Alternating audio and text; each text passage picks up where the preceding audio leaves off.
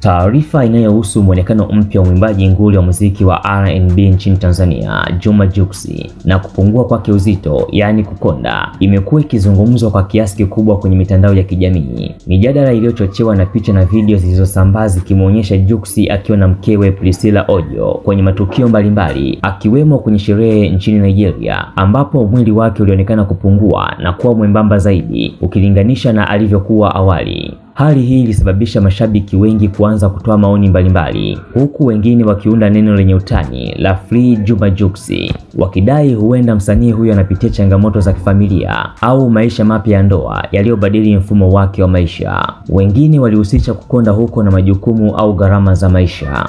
Jux alivunja ukimya na kuweka wazi msimamo wake kupitia kauli iliyoondoa utata.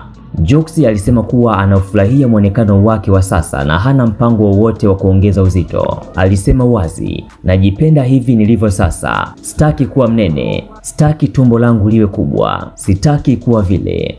Kauli hii ilionyesha kuwa kupungua kwake hakusababishwi na ugonjwa kama baadhi ya watu walivyokuwa wakihisi, bali ni uamuzi binafsi wa mtindo wa maisha na muonekano anaoupenda kwa sasa.